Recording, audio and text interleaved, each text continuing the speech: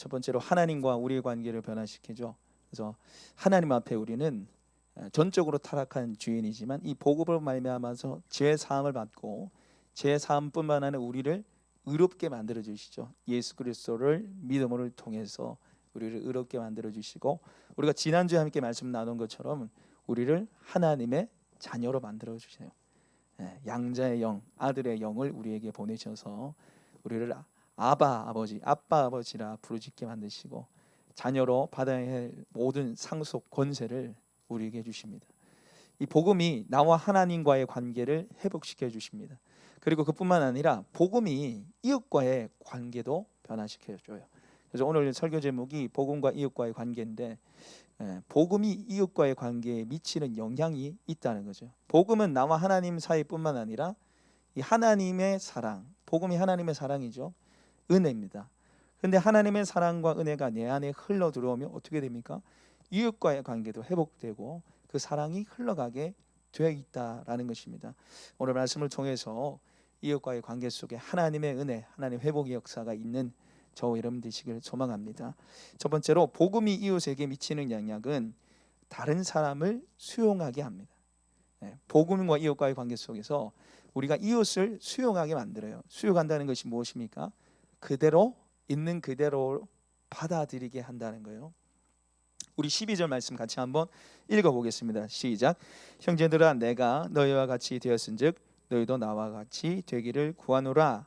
너희가 내게 해롭게 하지 않았느니라. 이렇게 보시면 내가 너희와 같이 되었다, 그리고 너희도 나와 같이 되기를 구한다, 이렇게 되어 있어요. 이게 무슨 말이에요? 갈라디아 교인들 보고 내가 너희와 같이 되었고 너희가 나같이 또 되기를 구한다. 자, 뒤에 있는 말부터 얘기를 해보면 나와 같이 되길 원한다는 것은 이 복음 안에 하나님을 누리는 삶을 살기 원한다는 거죠. 지금 갈라디아 교인들이 율법주의에 또 빠졌죠. 이단 빠졌습니다. 다시 복음 안에 들어오라는 거죠. 나와 같이 복음 안에 자유하는 삶, 복음 안에 아버지 하나님을 누리는 삶을 살기 원한다, 이 말이고, 그 앞에 내가 너희와 같이 되었다, 이 말은 이 갈라디아 교회의 각 나라마다 지방마다 특색이 있잖아요. 문화, 관습, 습관, 생활 양식이 다르잖아요. 그런데 이 복음을 전하기 위해서 사도 바울이 어떻게 한 거예요?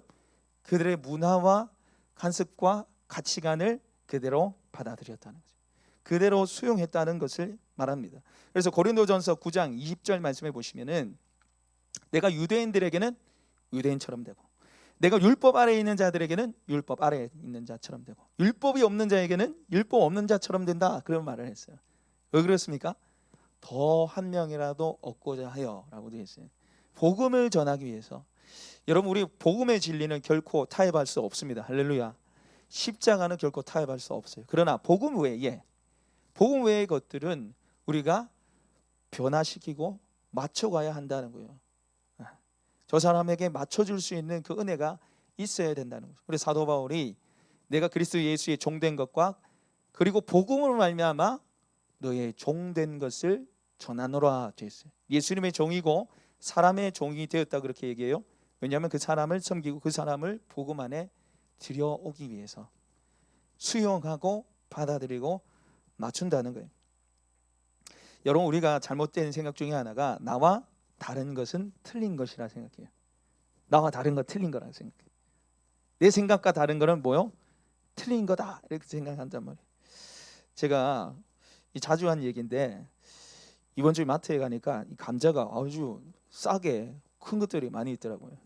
제가 이 교회 개척교회를 섬기면서 마트를 자주 가요. 제가 목적 모임을 제가 요령이 하던 버릇이 있어가지고 저도 마트를 가는데 뭐 이렇게 봐요. 그래서 제가 마트에 이 채소값 대충 얼마인지 압니다. 제가 이게 싸다 비싸다 제가 거의 다 깨고 있는데 감자가 이게 있더라고요. 제가 감자 얘기 몇 번 한 것 같은데요. 경상도 여자랑 강원도 남자가 결혼했어요. 천생연분이에요. 뭐 100년에 한 번 나올까 말까는 정말 대단한 커플이 이제 결혼을 했는데 잘 지내다가 이 감자 때문에 싸움이 난 거예요. 이 자매가 이제 감자를 삶아왔는데 이 강원도 남자가 말하는 거예요. 고추장 좀 가져온나. 강원도 말로 해야 되는데 강원도 말 뭐라는지 어쨌든 고추장 좀 가져오라고 얘기를 하는 거예요. 그러니까 이 여자가 깜짝 놀리더만, 아니 무슨 감자를 고추장에 찍어 먹냐고. 강원도에 감자를 고추장에 찍어 먹나요? 어쨌든 아니 강원도에서 무슨 고추장에 감자를 찍어 먹는 법이 어딨냐. 감자는 소금에 찍어 먹어야 된다는 거예요. 근데 이거 갖고 싸움이 일어난 거예요. 예? 그래 감자를 고추장에 찍어 먹어야 된다 이 말, 고추장 가져오나 이 말에 이제 열이 받아가지고, 그러니까 너희 집안이 그렇지, 이제 집안이 나오는 거지. 둘이 싸움이 붙었어요. 근데 여러분 이 감자를 어디에 찍어 먹느냐 이 문제 때문에 여러분 이 부부가 이혼 소송까지 갑니다. 이 실화예요, 실화. 진짜예요. 그래서 재판장 앞에 딱 서서 이제 물어보는, 감자를 왜 싸웠냐고, 왜 이혼하려고 그러는가. 감자 때문에, 감자 때문에. 그래서 재판장님, 감자를 어디 찍어 먹어야 됩니까? 고추장입니까? 소금입니까? 뭐라 해야 되겠어요? 감자는 설탕에 찍어 먹는 겁니다. 제가 판사 얘기는 농담이고 이 실화입니다, 실화. 아니 뭐 감자를 뭐 고추장 찍어 먹을 수도 있죠, 그죠? 식초에 찍어 먹을 수 있죠. 뭐 간장에도 찍어 먹을 수 있죠. 근데 나랑 다른 거예요. 나랑 다른 게 싫은 거예요. 여러분 우리가 부부 싸움도 왜 일어납니까? 나랑 다르니까, 다른 얘기하니까 막 짜증이 나는 거예요. 맞추기 싫은 거예요. 네. 여러분 복음은요, 나랑 다른 것도 수용하게 만들어야 돼요. 틀린 것도 수용하게 만들고, 그게 복음의 능력이죠. 저희 교회에서 이제 기도와 물질로 후원하고 있는 캄보디아 김영민 선교사님이 계십니다. 이제 이유미 선교사님이 아내분이죠. 사모님이 이제 출산할 때가 다 돼서 지금 이제 한국에 들어왔고 9월쯤에 좀 오신다 그러는데, 꼭 한번 만나고 싶다고 제가 그러니까 선교사님도 만나 뵙고 싶다고, 그래서 제가 주일 예배 때 초청을 미리 찜해서 하려고 지금 작정을 하고 있어요. 이분은 제가 너무 은혜가 될 것 같아요. 기대가 됐고, 제가 아는 목사님으로부터 소개받아서 지금 후원하고 있는데, 이 선교사님 성함이 김정민 선교사님인데, 제가 처음에 이제 그 카톡을 연결하려고 막 김정민 쳐도 안 나와요. 이름이 안 나오는 거, 이거 왜 이렇지 이렇게 봤는데, 카톡의 프로필 이름이 뭐냐면 김캄보예요. 캄보. 캄보디아를 줄임말이에요. 자기는 캄보디아 사람이라는 거예요. 이분이 처음에 가서 캄보디아 이 지역이요, 우리로 한 60년대 70년대쯤 돼요, 경제가. 그러니까 참 낙후되어 있으니까 올려다보는 게 아니라 내려다 이렇게 보는 거예요. 이 사람들 생활 상식 문화를 이제 좀 얕본 것 같아요. 그런데 이렇게 하면 선교가 안 되죠. 그러니까 어느 날 이제 자기가 깨닫게 된 거예요. 내가 이들처럼 돼야 되겠다. 이들처럼 먹고 이들처럼 마셔야 되겠다. 진짜 캄보디아 사람이 되어야 되겠다는 거예요. 근데 그러고 나서 이분이 선교의 그 편지에 이제 글을 쓴 게 있어서 제가 그걸 읽어봤는데, 이러고 나서 이분이 깨달은 게 뭐냐면, 이 선교사님이 깨달은 게 뭐냐면은, 내가 이들을 섬기는 것이 아니라 이들이 나를 섬긴다는 걸 알았대요. 이들의 순수함과 이들의 때묻지 않는 모습, 그리고 복음에 반응하는 모습에 자기가 섬김을 받는다고 그래요. 그래서 한 목사님이 이제 그 선교지에 갔는데, 저희도 가고 싶지만 코로나 때문에 못 가고 있는데 꼭 한번 가보고 싶어요. 하니까 이 목사님 보고 하신 말씀이, 이거 목사님이 선교사님 이곳에서 너무 고생하신다고 그러니까, 이 선교사님이 아니라고, 한국의 그 물질 맞는 중에 쩌든 그 성도들 대상에서 목회하는 목사님이 더 힘들다 그러니까, 이건 너무 순수하다는 거예요. 그래서 이 김정민 선교사, 김캄보 선교사님이신데, 내가 그 사람을 수용하고 받아줄 수도 있고, 또 사도 바울처럼 그 사람처럼 돼야 돼요. 왜? 주님이 우리처럼 되셨잖아요. 할렐루야. 주님이 우리처럼 되셔서 이 땅에 속육신을 하셨잖아요. 인간의 몸을 입고 죄인의 형체로 오셨어요. 그래서 우리가 예수님의 말씀과 음성을 듣게 되죠. 마찬가지죠. 복음을 알고 나를 받아주신 예수님을 우리가 만났다면, 나도 다른 사람을 어떻게 돼요? 받아줄 수 있어야 됩니다. 사랑의 주님이 날 사랑하시네, 내 모습 이대로 받으셨네. 사랑의 주님이 날 사랑하듯이 나도 너를 사랑하며 섬기리. 내 모습 이대로 받아주신 주님, 그 주님을 안다면 다른 사람 모습 그대로도 받아줄 수 있어야 된다는 겁니다. 두 번째로, 복음이 이웃관계에 미치는 영향은요, 허물을 덮는 겁니다. 우리 한번 따라해 볼까요? 허물을 덮습니다. 네, 복음 이웃 관계에 미치는 영향은 허물을 덮는 거예요. 상대방의 약점, 단점을 덮어주는 거예요. 우리 본문 말씀 갈라디아서 4장 13절 14절 말씀 같이 한번 읽어보겠습니다. 시작. 내가 처음에 육체의 약함으로 말미암아 너에게 복음을 전한 것을 너희가 아는 바라. 너희를 시험하는 것이 내 육체에 있을 때 이것을 너희가 업신여기지도 아니하며 버리지도 아니하고 오직 나를 하나님의 천사와 같이 또는 그리스도 예수와 같이 영접하였도다.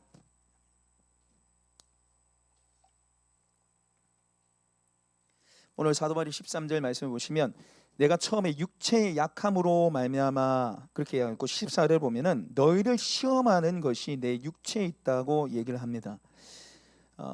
바울에게는 육신적으로 연약한 부분이 있었던 것 같아요. 그래서 고린도후서 12장 보시면요, 하나님께 육체의 가시에 대해서 없애달라고 3번 간구하죠. 근데 하나님이 노라고 응답하십니다. 그 은혜가 내게 족하다고 말씀하시고 약한 그때 곧 감이라고 말씀하시죠. 그래서 오히려 나의 약한 것을 크게 기뻐한다고 사도 바울은 이렇게 자랑합니다. 그러니까 바울에게는 육신의 연약함들이 있었는데 이 학자들 사이에 뭔지는 확실히 잘 모르겠어요. 그래서 어떤 분은 이제 간질병이다, 어떤 분은 안질, 점점 시력이 눈이 보이지 않는 질병을 말합니다. 근데 저는 이 안질이라고 생각해요.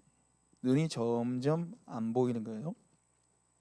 왜 그러냐면은 사도 바울이 로마서 쓸 때도 본인이 쓰지 못합니다. 그래서 더디어라는 사람이 대피를 해요. 그리고 갈라디아서 6장 말씀의 끝에도 보셔도 크게 글자를 쓴다고 나와 있고 글을 쓰지 못하는 지경에 이르는 거예요. 눈이 안 보여서. 그리고 특별히 결정적으로 오늘 이 말씀에 보시면요, 15절 말씀 같이 한번 읽어보겠습니다. 시작. 너희 복이 지금 어디 있느냐? 내가 너에게 증언하노니 너희가 할 수만 있었더라면 너희 눈이라도 빼어 나에게 주었으리라. 뭘 빼서 준다고 그래요?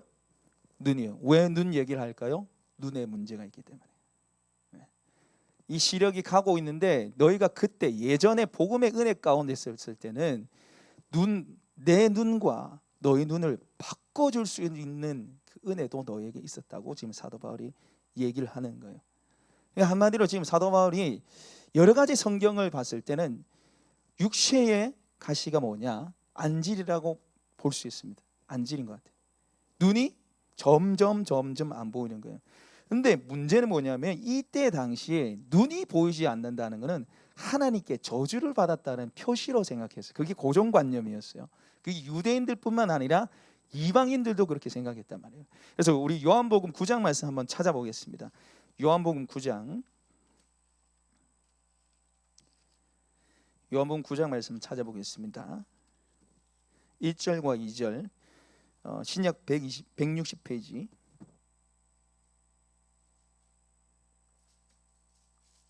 요한복음 9장 1절과 2절 말씀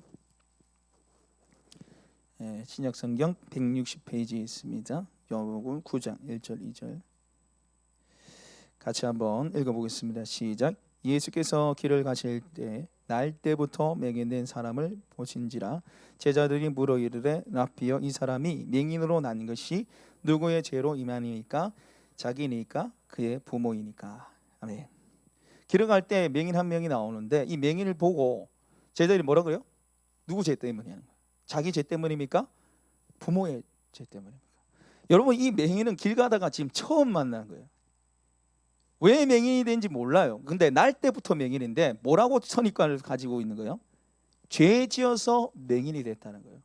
그러니까 이때 당시의 사람들은 맹인이다, 눈이 보이지 않는다, 하나님께 벌 받은 거야, 죄 지어서. 이게 유대인들의 생각이었어요. 근데 이게 유대인들만 그렇게 생각한 게 아니라 이방인들도 그렇게 생각했어요. 눈이 보이지 않는다, 맹인이다 이렇게 생각하면은 신한테 심판받았다, 저주받았다 생각했어요. 근데 사도 바울이 눈이 안 보이잖아요. 눈이 안 보임에도 불구하고 어떻게 한 거예요? 갈라디아 교인들이 받아들였어요. 다시 우리 본문 말씀 돌아올 거예요. 우리 갈라디아서 4장 말씀 다시 한번 보겠습니다. 갈라디아서 4장 14절 말씀. 4장 14절 말씀 같이 한번 읽어보겠습니다. 시작. 너희를 시험하는 것이 내 육체에 있으되 이것을 너희가 업신여기지도 아니하며 버리지도 아니하고 오직 나를 하나님의 천사와 같이 또는 그리스도 예수와 같이 영접하였도다. 아멘. 분명히 시험거리가 있어요. 눈이 시험거리가 하나님께 저주받은 거고 신한테 저주받은 건데, 그럼에도 불구하고 업신여기지도 않고 버리지도 않고 오히려 나를 하나님의 천사, 심지어는 그리스도 예수처럼 여겼다고. 그래서 눈이라도 빼줄 수 있는 그 은혜가 너한테 있었다는 거예요. 근데 그 은혜들이 다 날아갔어요. 누구 때문에? 유대주의자 때문에. 거짓 선지자들 와서 이간질하는 거예요. 근데 거기 넘어가니까 은혜가 상실된 거예요. 복음을 떠나니까 은혜가 상실된 거예요. 여러분, 우리가 복음의 은혜 가운데 있으면은 상대방의 연약한 단점들을 덮어줄 수 있어요. 그러나 복음의 은혜 밖에 있으면 상대방의 연약함과 단점을 들춰내게 돼 있어요. 여러분, 예수님은 우리의 연약함과 죄를 덮으시는 분입니다. 할렐루야. 주님은 우리를 덮으시는 분이잖아요. 보혈로 덮으시는 분이고 우리의 연약함을 덮으시는 분이에요. 그 주님의 은혜, 그 복음의 은혜 가운데 있으면은 우리가 상대방의 연약함을 덮어요. 그러나 복음의 은혜 밖에 있으면 상대방의 연약함을 들춰내고 공격하고 포라하기 시작하는 거예요. 사랑하는 여러분, 요즘 여러분은 어떻습니까? 상대방의 단점과 약점이 잘 보이시나요? 아니면 장점이 잘 보이시나요? 내 남편, 내 아내의 못하는 부분이 잘 보이시나요? 요즘 가족과 이웃들에게 가장 많이 하는 말 뭡니까? 당신이 왜 그래? 네가 그러니까 그렇지. 그럴 줄 알았어. 이 말이에요? 아니면 감사해요. 네가 최고야. 잘하고 있어. 이런 말입니까? 제가 지난번에도 얘와 함께 나눴는데요. 시온성 교회, 부산에 가면 시온성 교회가 있습니다. 그 전에 교회 이름이 구포제일교회예요. 제가 뭐 성도교회 출신인데 저희 교회 가까이 있어가지고 좀 잘 알아요. 근데 그 교회에 이삼열 목사님이란 분이 담임 목사님 계실 때 지금 한 50년, 60년 된 것 같아요. 그분이 담임 목사님이 계셨는데 이분이 신방의 달인이에요. 신방의 달인이라서 새벽 한 4시 반에 이렇게 새벽기도 하고 6시 좀 넘어가지고 이제 권사님, 조노사님을 다 동원해서 신방 가요. 그냥 새벽 6시에. 여러분, 제가 새벽 6시에 여러분 집에 가면 어떻게 되겠습니까? 목사님 왜 이러십니까? 문 안 열어주겠죠. 문 안 열어줄 것 같아. 근데 그때 당시에는 목사님이 오신다면 문 안 열어줄 수 없는 거예요. 이제 5, 60년 전이니까 권사님, 전도사님 다 대동에서 왔는데 어떻게 해요? 문을 다 열어주는 거예요. 근데 자다 일어나니까 이제 정리를 해야 되는 이불 다 펴져 있고 침대가 어디 있어요 그때는, 그죠? 그리고 그때는 화장실이 멀리 있었잖아요. 밖에 있어가지고 방 안에 뭘 뒀어요? 요강을 뒀어요. 그러니까 이불을 치우다가 요당을 탁 건드렸는데 요당이 쏟아진 거야. 소변이 쏟아진 거예요. 그래서 그 있던 권사님 한 중에 한 분이 이봐라 김지수 이거 먹어 빨리 치워라. 이런 권사님이 있는 밤에 한 권사님은 펑퍼지만 자기 치마로 싹 닦아내고 왔네. 그 요강에 그 흘린 걸 다 닦아내고 왔네. 여러분, 누가 하나님의 은혜를 아는 사람입니까? 누가 복음 안에 있는 사람입니까? 덮어주고 닦아주는 거죠. 할렐루야. 여러분, 덮어주고 닦아주시는 분 되시기 바랍니다. 복음의 은혜 가운데 덮어주고 닦아주셔야죠. 주님이 우리의 허물, 연약함을 다 덮어주시잖아요. 내 영적 상태를 바로 볼 수 있는 비결은요, 내가 상대방의 단점과 약점이 잘 보이는가, 아니면 상대방의 장점과 정말 칭찬할 거리가 많이 보이는가, 그게 복음의 은혜 가운데 내가 머물러 있는 영적 상태인 거예요. 여러분, 한번 잘 체크해 보십시오. 그리고 주님이 우리를 덮으시고 주님이 우리 허물을 들춰내지 않는다는 것을 기억하시고요, 그 사랑으로 덮고 사랑하시는 저 여러분 되시기 소망합니다. 우리 마지막으로 복음이 이웃 관계에 미치는 영향은요, 어미의 마음으로 품게 만듭니다. 우리 한번 따라해 보겠습니다. 어미의 마음으로 품습니다. 어미의 마음으로 품게 만들어요. 아버지의 마음으로 품게 만들어요. 자, 우리 17절 말씀 같이 한번 읽어보겠습니다. 17절 말씀 같이 읽겠습니다. 시작. 그들이 너희에게 대하여 열심 내는 것은 좋은 뜻이 아니요 오직 너희를 이간시켜 너희로 그들에게 대하여 열심을 내게 하려 함이라. 그들이 누굽니까? 율법주의자, 거짓 선지자, 이단이에요. 자, 이 율법주의자, 거짓 선지자, 이단들이 하는 일이 뭐냐면 첫 번째 복음에 변질시키는 거죠. 복음 플러스 뭐요? 알파. 더 해야 된다는 거예요. 예수도 믿어. 그리고 율법도 지켜야 돼. 이게 이단이에요. 뭘 하나 더 갖다 붙이는 거예요. 나도 믿어야 돼. 나 이만희 보혜사 성령이야. 요즘에 이제 저희 교회가 이전해가지고 신천지 증거 장막 뭐 예수교에서 편지가 안 날라오는데 최근에 제가 이전한 그 예배당 가보니까 날라왔더라고. 계속 보내요. 제가 처음에 보냈을 때 경주교회로 보내더라고요. 제가 당장에 전화해서 경주교회 아닌데 왜 경주교회라 하냐고. 상당하게 신천지라 보내라고. 그러니까 신천지라 진짜 보내더라고. 계속 보내요. 또 우리 주소 노출되면 또 보내겠지. 또 하면 내가 또 전화할 겁니다. 어쨌든간 이단이 하는 게 자기를 믿어야 된다는 거예요. 그리고 이단이 하는 짓이 무엇입니까? 이간질 시키는 거예요. 지금 사도 바울과 갈라디아 교인 사이를 이간질 시켰어요. 결국에 그래서 복음에서 끊어지게 만든 거예요. 신천지 하는 짓이 뭐예요? 목사님 헌담하게 만드는 거예요.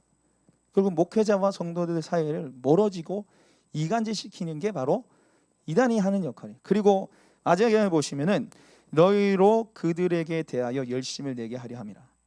그러니까 하나님에 대해서, 예수님에 대해서 열심을 내야 되는데 유대주의자들은 자기에게 열심을 내게 만들어요. 자기를 하나님처럼 떠받치게 만드는 거예요. 그게 이단의 특징이죠. 그러니까 지금 이단이나 예전의 이단은 똑같아요. 교주를 떠받치게 만들고 교회를 분란시켜서 이간질시키고 복음을 변제시키는 게 이 이단이 하는 짓이에요. 그러니까 사도 바울에 대해서 아마 험담을 많이 한 것 같아요. 야, 뭐 복음 예수만 믿으면 된다고. 그거 갖고 안 돼. 그리고 눈 봐봐, 눈. 벌써 서주받은 애잖아. 하나님 심판한 거야. 근데 그 말을 믿는다고? 말도 안 되네. 안 돼. 이간질 시킨 거예요. 그래서 갈라디아 교인들이 거기에 넘어갑니까? 안 넘어갑니까? 넘어갔어요. 넘어간 거예요. 사도 바울에 대한 의혹을 제기하고 사도 바울을 험담한 사람들이 일어나는 거예요. 근데 이들을 향해서 사도 바울이 뭐라 합니까? 우리 19절 말씀 같이 한번 읽어보겠습니다. 19절 읽겠습니다. 시작. 나의 자녀들아, 너희 속에 그리스도의 형상이 이루어지기까지 다시 너를 위하여 해산하는 수고를 하노니. 아멘. 자, 저 보세요. 이렇게 이간질 당해서 사도 바울을 험담하고 판단하는 갈라디아 교인들한테 사도 바울이 뭐라고 얘기합니까? 자녀들아. 그냥 자녀들이 아니라 나의 자녀들아. 너희는 나에 대해서 판단하고 험담하고 정죄하지만 나는 너희를 내 자녀처럼 품고 사랑하고 아낀다. 여러분, 이게 바로 복음이 이웃과의 관계에서 미치는 영향이에요. 품게 만드는 거예요. 나를 험담하고 깎아내려도 품게 만드는 거예요. 어떻게 해요? 아비처럼 어미처럼 품게 만드는 거예요. 그래서 지혜 말씀에 보면 너희 속에 그리스도의 형상이 이루기까지 다시 너희를 위하여 무한한 수고를 한다고요? 해산하는 수고를 하노니. 해산하는 수고, 아이를 낳는 수고를 한다는 거예요. 우리 남자분들 아이를 낳는 출산의 고통을 아십니까?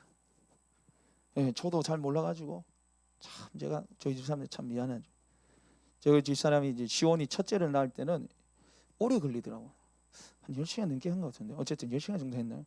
굉장히 오래 걸렸어요. 그때는 제가 막 긴장하고 있어서 뭐 끝까지 처음부터 있었는데 이제 둘째를 이제 낳을 때가 되니까 제가 한번 경험을 해봐가지고 뭐 좀 걸리겠지 하고 제가 그때 월요일이었는데 자빠져 자고 있었어요. 그럼 자빠져 잔 거죠. 자빠져 자고 있다가 빨리 날 때 다 됐다 해가지고 제가 갔어요. 근데 출산 전에 갔어요. 저 분명히 갔는데 지금까지 저한테 얘기 없었다고. 내가 그렇게 고통했을 때는 없었다고. 우리 또 결혼해야 되는 우리 형제들 또 계신데 그 신혼여행하고 출산할 때는 굉장히 조심하셔야 됩니다. 잘 하셔야 돼요. 평생 욕먹어요. 평생. 해산하는 수고를 하느라 이 사람을, 이 갈라디아 교인들을 어떻게 하기 위해서? 그리스도의 형상을 이루기 위해서, 예수님의 자녀로 하나님의 사람으로 세우기 위해서 본인이 수고하고 애쓰고 노력한다는 거죠.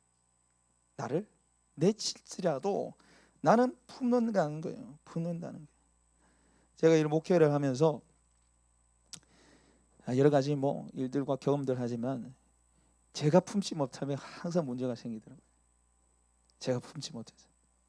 제가 아비처럼, 제가 어미처럼 품지 못하면 논리가 가고 맞고 틀린 게 생기고 문제가 발생해요.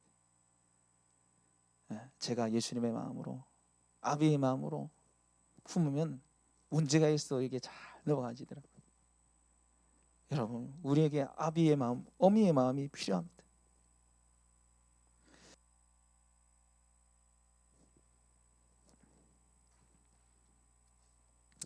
제가 설교 말씀을 준비하면서 하나님께서 제 마음에 지금 여기까지, 제가 이 자리에까지 이르기까지 저를 품어주신 분들, 저희 영적인 아버지와 어미가 되셨던 분들을 생각나게 하시더라고요.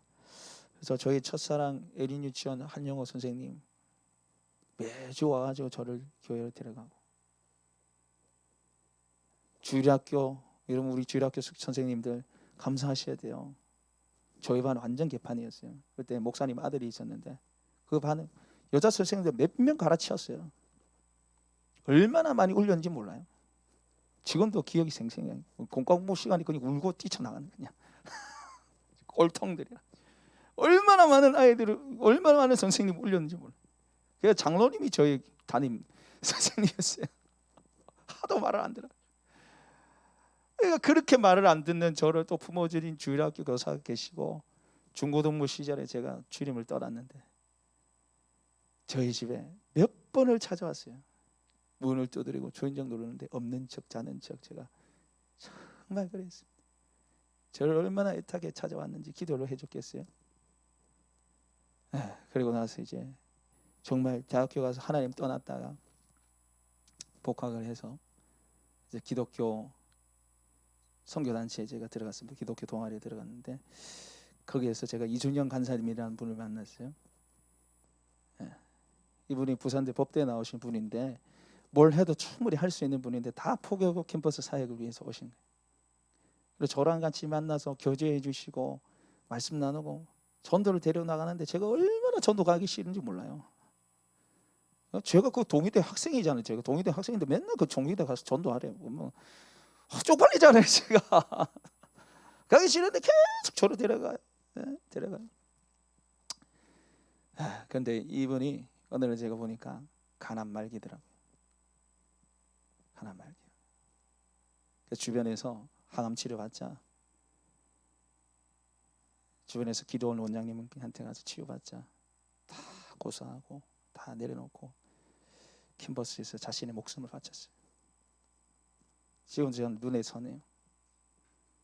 부산의 그 대학교 얼마나 가파른 그 길을 숨이 흠떡거리면서 마지막 삶을 복음 전하는 일, 자신의 삶을 바쳤습니다. 그리고 저를 세우는 일에 바쳤어요. 그래서 제가 주일학교 때부터 시작해서 그리고 지금까지 이르기까지 저를 품어주셨던 수많은 영적인 아비와 어미들이 없었다면 그러면 저는 이 자리에 없었어요. 저는 이 자리에 없었어요. 사랑하는 여러분은 여러분의 신앙 여정을 한번 되돌아보시기 바랍니다. 여기까지 왔던 여러분의 신앙의 여정을 되돌아보시기 바랍니다. 여러분 스스로 혼자 예수를 믿게 된 게 아니에요. 복음을 전하신 분이 계시고 여러분을 섬겨줬던 수많은 사람들이 있습니다. 하나님께서 붙여주신 수많은 영적인 아비와 어미들이 있었기 때문에 여러분이 지금 예수를 믿고 이 자리에 이른 것이죠. 우리가 그걸 안다면요, 이제는 우리가 영적인 아비와 어미가 되길 소망합니다. 이제 우리가 품는 자 되길 원합니다. 그냥 안기는 자 말고 품는 자 되시길 바라요.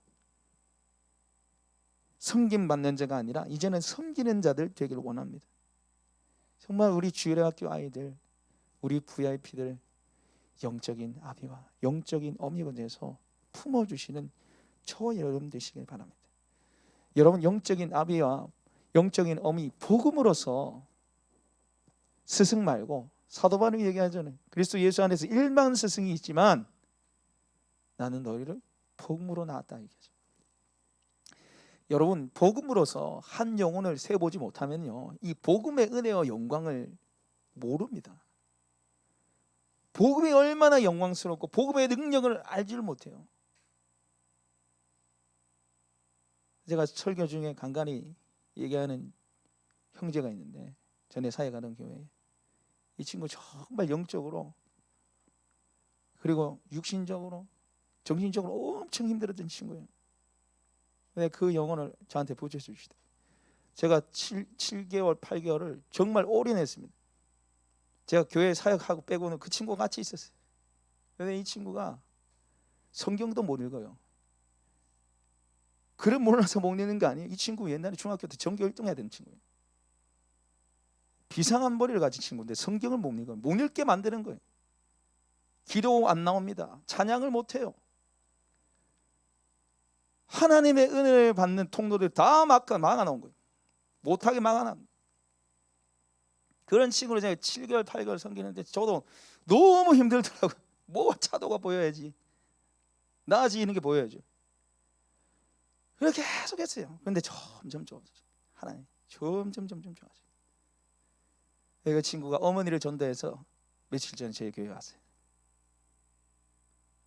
어머니를 전도해서 그 친구가 이제 교회에 왔는데, 말만 하면 예수, 말만 하면 감사, 입만 벌리면 간증이에요. 너무 놀랐어요. 제가 그 친구 이야기 들으면서 제가 부럽더라고요. 야, 나도 저렇게 한번 신앙생활 해보고 싶다는 게. 너무 행복하게 살아가니까. 그래, 이 친구가 저한테 가끔씩 얘기한 게 뭐냐면, 저도 목사님처럼 다른 사람 돕는 사람 되고 싶어요. 목사님처럼 저도 다른 사람 도와주는 사람 되고 싶어요. 그 얘기를 저한테. 여러분, 복음의 은혜를 받은 사람은요, 복음의 은혜와 영광을 아는 사람은요, 다른 사람을 섬기게 되어 있습니다.